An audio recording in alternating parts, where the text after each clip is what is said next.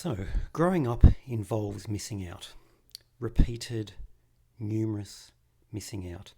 That idea of rupture and repair, which we've spoken about, the idea that there's a rupture but there's a repair.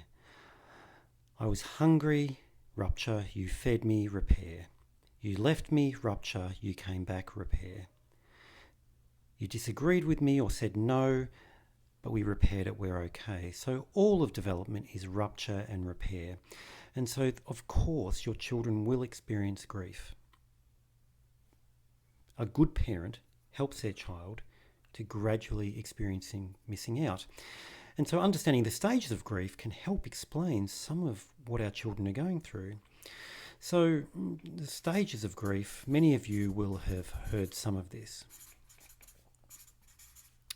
And what I'm about to go through is my take on the stages of grief. So the first stage of grief, when you experience an unwanted reality,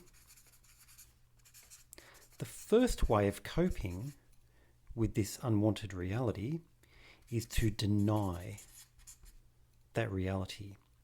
We cope with it by saying it isn't happening. So by denying that you've actually missed out, you get to hold on this idea that we have to move from fantasy to reality. Well, by denying the reality, you can hold on to the fantasy that I still have the thing that I want. So there are many ways of doing this. You can psychologically deny. You can put your fingers in your ears. You can close your eyes. Children actually do this. There's also a much more powerful way, though, and that can go into teenage years and even into adulthood, which is to avoid. So if I can avoid the unwanted reality, then I get to hold on to the fantasy. So maybe I have a fantasy that I should be popular, I should be the center of attention, I should be loved, I should be incredibly smart, but I go to school and I find out that actually I'm not special. I may not be the smartest, I may not be the fastest. Well, that's a bit stressful and upsetting. Well, if I don't go to school, I never have to confront that reality. I can hold on to this fantasy, and often it's deep down, it's not conscious. Some of this can be unconscious, but I can hold on to the fantasy that I am special. So I can deny reality by avoiding. And, we see this a lot with anxious children, but also with some angry children that wish to be special. There's another way, though, which is to numb. If I don't feel anything, then I'm not confronted with my reality. So I can deny the emotional nature of grief by just numbing myself. And some of the more extreme versions of drug use. Some people gamble. Some people just play computer games for hours on end. Because if I'm distracted, then I'm numb from the unwanted reality. So the computer game allows me to avoid my unwanted reality. Reading. Some children read for hours on end. And what they're actually doing is avoiding their unwanted reality. So one of our tasks as parents is to gently but firmly bring our children to face with reality. That is one of our tasks. Of course, denial usually doesn't last that long. And then, because reality often has a habit of slapping us in the face. So the second stage of grief is to bargain. All right, I acknowledge this unwanted reality, but what I'm going to do, I'm going to try and get back the thing I wish for. How can I get it back? The thing we wish for, the it is the thing we wish for. And typically this takes a lot of effort. So you're trying to get back that friend, you're trying to get back that job, you're trying to get back that specialness. I have one girl I saw who would bring lollies to school every day.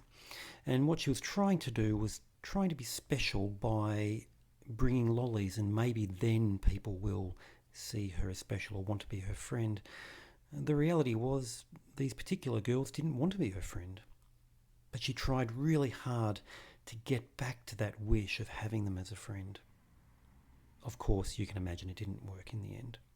And she did come face to face with her grief. Typically, worry is associated with this stage where I've got this unwanted reality and I'm worried because I really want to get that back. And so a lot of worry is about trying to deal with this gap between it. Of course, if the effort you put in doesn't get it back, the next stage is often anger. Anger is where you acknowledge the unwanted reality, but you don't accept it. It's someone's fault. It shouldn't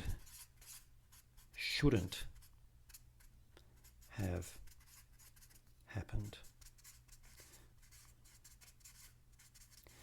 And so it's associated with a lot of blame. So blame allows you to never grow up.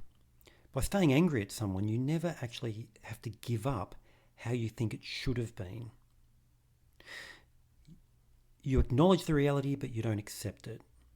So blame and anger is probably, in my experience, the biggest cause of failure to grow up. I deal with some parents who 20 years ago, they're still holding on to the blame of that thing that happened. And it's very hard for them to accept the reality. I mean, just because you accept something doesn't mean you approve of it. Accepting something isn't permission, but it's giving up the fantasy of how you wished it had have been. Getting over that fantasy. We're going to be talking about anger in much more detail next. The next stage is sadness. This is what we want to see in our children. We want them to be sad about their unwanted realities. This is where they're saying, I didn't want it to happen. And at this point, what's happening is that they're going through the work of grief. This is the hard work of grief. This is where you're cutting the ties. I really wanted this to happen and I guess it isn't, and I'm just really upset about it. When someone dies, you don't want them to be dead, and it's the sadness that helps us to cut the ties to that person as a living person and accept the unwanted reality, which then allows you to reconnect with them as someone who has passed away. And sadness is what enables us to do that. And this is where anger is such a poison when it comes to growing up, because sometimes our children are worried, but they're angry worried. If your child is worried, but they're also angry, and you move towards them to help, what generally happens? They push you away. Because their anger prevents them from accepting your help, which would help them to get over it. Sometimes children are very sad about something that's happened, but they're angry sad. Sangry is a term one of my patients came up with. They're sad and angry. And when your child is sangry, you see they're upset. You move towards them to help, to comfort, but their anger pushes you away. So the anger makes children very lonely. Worry brings people to them. Sadness brings people to them. And we get over things usually best as a group, but anger keeps you lonely.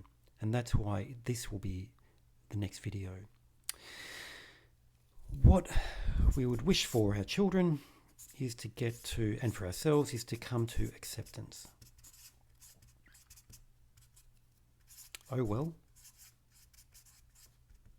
it is what it is. And this is what helps us to grow up. This is what helps us to change our expectations. The expectation to be that mum comes in 5 minutes and I accept, 15 minutes. The expectation that mummy's there in 15 minutes, oh well, half an hour I'll have to accept. It is what it is, and it's okay. Because from acceptance, you can then act anyway. Some of you may have heard of acceptance and commitment therapy, the idea of I accept and then I act anyway. If you're angry, you can't act on the new reality because you're still blaming someone for the old reality. If you're in denial, you can't act on the new reality because you're still in fantasy that the old reality is occurred. If you're worried, you can't act on the new reality because you're still trying to get back to the old way. Acceptance, it is what it is, and acting anyway. This is a major developmental task for our children.